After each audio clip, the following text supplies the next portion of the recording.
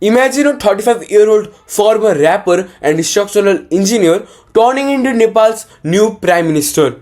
Shah. Balen, former mayor of Kathmandu, has captivated many Nepalis as a fresh, independent voice. He often says Nepal needs honest leadership and a long-term vision, not short-term slogans.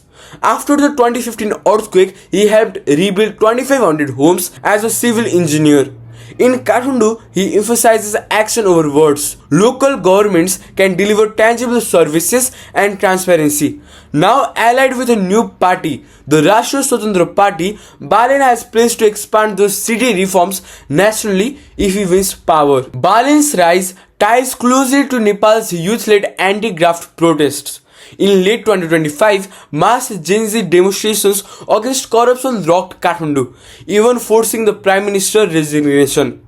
Balen was widely seen as a symbol of this movement, an undeclared leader of the Gen Z protesters. He joined forces with RSP's leader Robi Lamichhane as part of a deal. If their party wins, Balen would become Prime Minister. The two vowed to address the protesters' demands for transparency. Indeed, analysts note that the traditional parties fear losing their young voters to this new alliance. Balendra's supporters, mostly young, urban Nepalis, champion anti-corruption, good governance and inclusiveness. As mayor, he launched cleanliness drives and vocational programs to help youth. He speaks against the old elite's business political nexus. But he also faces criticism that he needs a fuller socio-economic vision. Experts warn that without concrete plans on jobs, industrialization and social inclusion, populist energy may not solve Nepal's deep-rooted problem.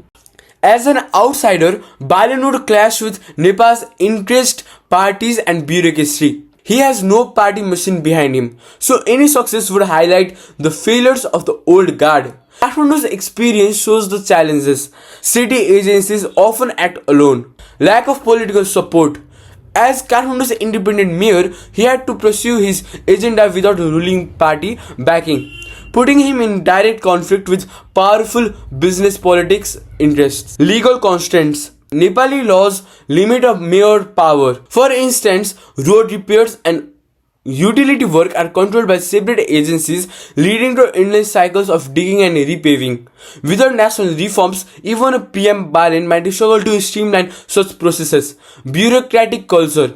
Civil servants in Kathmandu suffer from deep-rooted inertia and corruption. One columnist noted that challenging a long-established bureaucratic culture is one of the hardest things for a leader. Balen promises to clean up the system would face strong resistance. Even his critics in traditional parties admit he has energized youth, but they question his role in protests and warn that Nepal's main parties, Communist UML and Nepali Congress, still dominate. If he becomes PM, Balen would need to build coalitions and navigate Nepal's fragmented politics, a major test for an independent leader. Balen's stated vision for Nepal focuses on safety, sustainability and trust.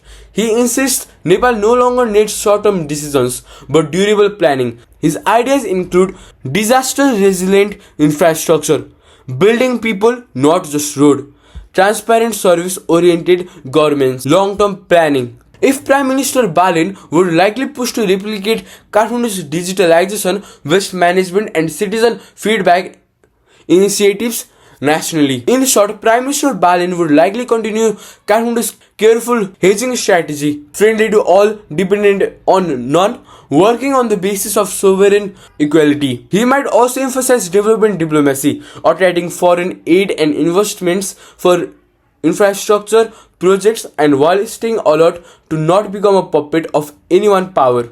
आजको लागि यति नै, I'm Pratik and you're watching The Exposure. धन्यवाद.